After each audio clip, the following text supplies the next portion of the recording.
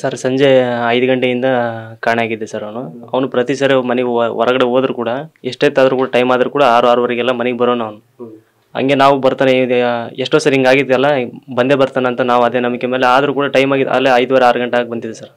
ಇನ್ನೂ ಟೈಮ್ ಆದರೂ ಬಂದಿಲ್ಲಲ್ಲ ಅಂತ ನಾವೆಲ್ಲ ಇಡೀ ಊರೆಲ್ಲ ಸರ್ಚ್ ಮಾಡಿದ್ವಿ. ಇಡೀ ಪ್ರತಿ ಊರಲ್ಲಿ ಯಾವುದೂ ಬಿಟ್ಟಿಲ್ಲ ಸರ್, ಎಲ್ಲ ಕಡೆ ಸರ್ಚ್ ಮಾಡಿದ್ವಿ.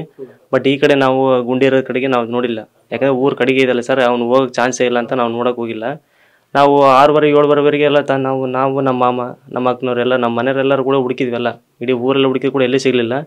ಲಾಸ್ಟ್ ನೈಟಿಗೆ ಗ್ರೂಪಿಗೆ ನಾವು ಊರಿಂದ ಒಂದು ಗ್ರೂಪ್ ಇತ್ತು ಸರ್, ಊರಿಂದ ಗ್ರೂಪಿಗೆ ಹಾಕ್ಸಿದ್ರೆ ನಮಗೆ ಯಾರೇನೋ ಗೊತ್ತಿದ್ದಾರನ್ನ ಹೇಳ್ತಾರೆ ಅಂತೇಳಿ ನಾವು ಊರಿನ ಗ್ರೂಪಿಗೆ ಹಾಕಿದ್ವಿ ಸರ್. ನಾವು ಅಲ್ಲಿಂದ ಹಾಕಿದ್ಮೇಲೆ ನಮಗೆ ಎಷ್ಟೋ ಒಂದು 10-15 ನಿಮಿಷ ಆದಮೇಲೆ ನಮಗೆ ಒಬ್ಬರ ಕಡೆಯಿಂದ ಗೊತ್ತಾಯ್ತು ಸರ್, ಹಿಂಗೆ ಅಲ್ಲೆಲ್ಲ ಬಿದ್ದಾನ ಅಂತಂತ ಗೊತ್ತಾಯ್ತು ಸರ್. ಹಂಗಾಗಿ ನಾವೆಲ್ಲ ಸಡನ್ನಾಗಿ ಹೋಗಿ ನಮ್ಮವ್ರು ಹೋಗಿ ಟಾರ್ಚ್ ಹಾಕಿ ನೋಡಿದ್ರು ಕೂಡ ನಮಗೆ ಅಲ್ಲಿ ಅವನು ಕಂಡಿಲ್ಲ ಸರ್. ಆ ಟೈಮ್ನಾಗ ಸರಿಯಾಗಿ ಕಂಡಿಲ್ಲ. ಆಮೇಲೆ ಇನ್ನೊಂದು ಟಾರ್ಚ್ ತಗೊಂಡೋಗಿ ಚೆಕ್ ಮಾಡಿದರೆ ಅವನ ಹೆಣ ತೇಲಿತ್ತು ಸರ್. ಅದು